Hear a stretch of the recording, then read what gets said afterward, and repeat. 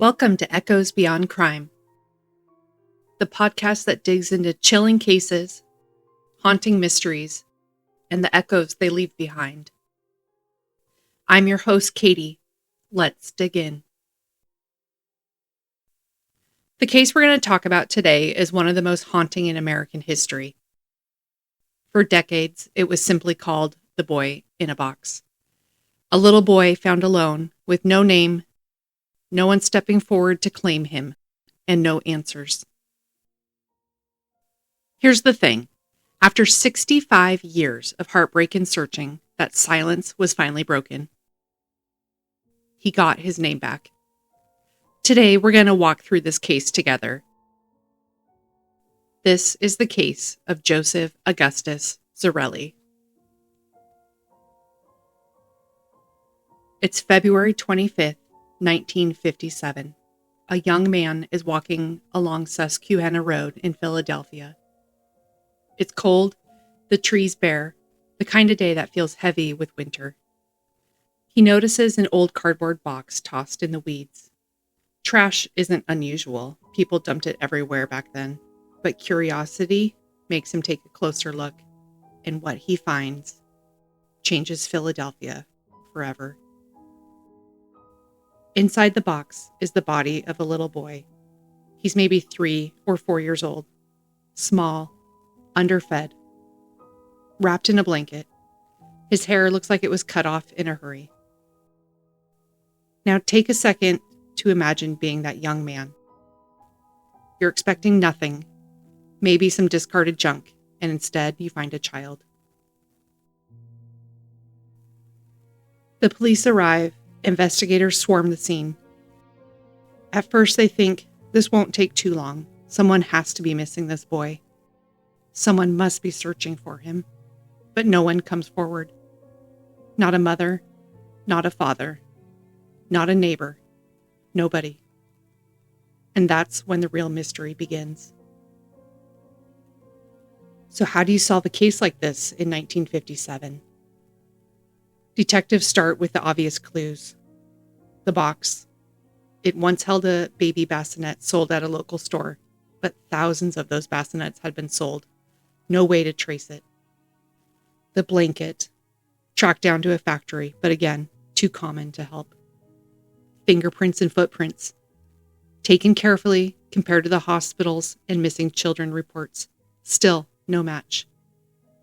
Can you imagine how frustrating that must have been?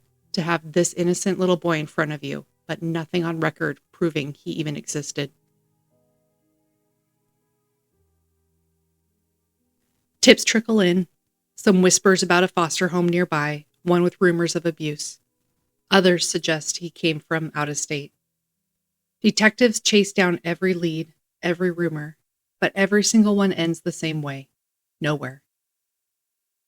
And here's the heartbreaking part.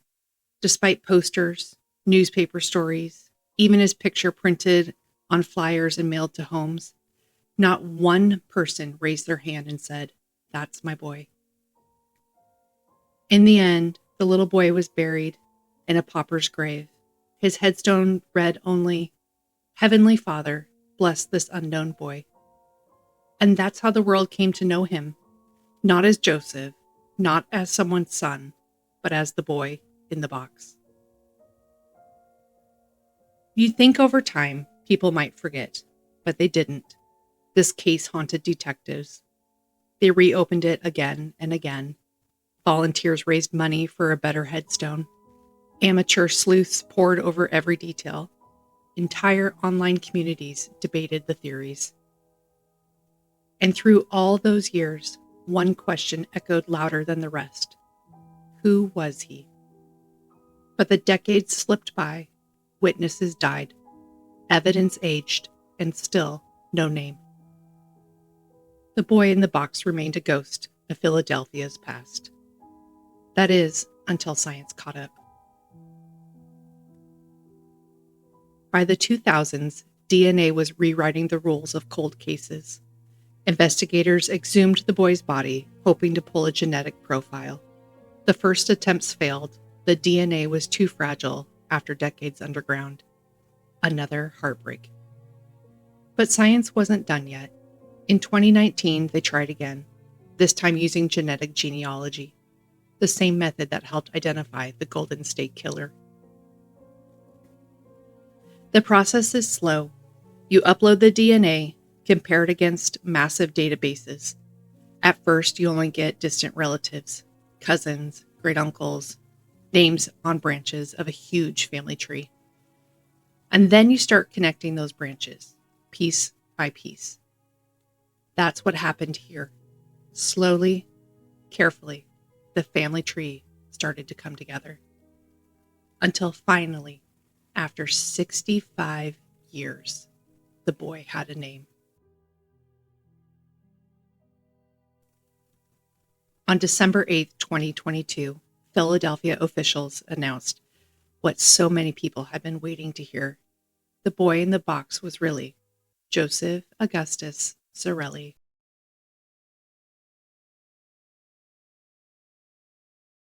Joseph was born on January 13th, 1953. He was just 4 years old when his life was taken. He had siblings, relatives still alive today. His father had passed years earlier, and his mother lived until 1991. For sensitivity, investigators didn't release every detail about Joseph's family or how exactly he ended up in that box.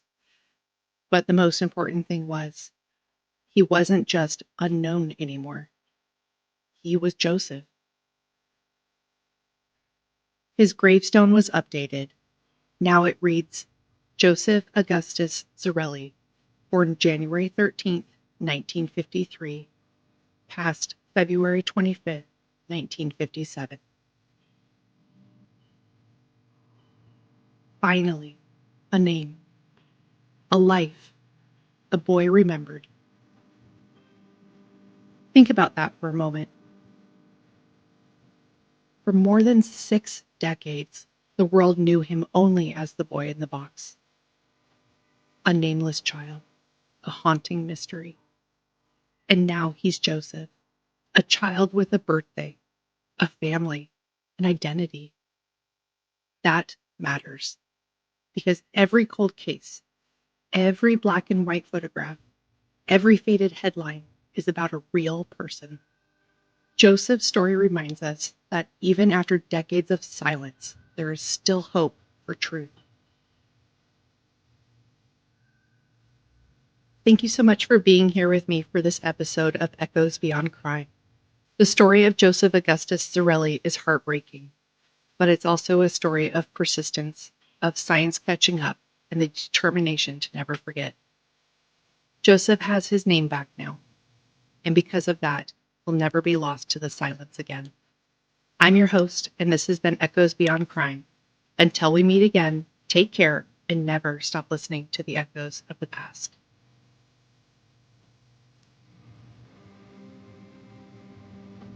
Hey, if you liked today's episode, drop a comment. I'd love to hear from you.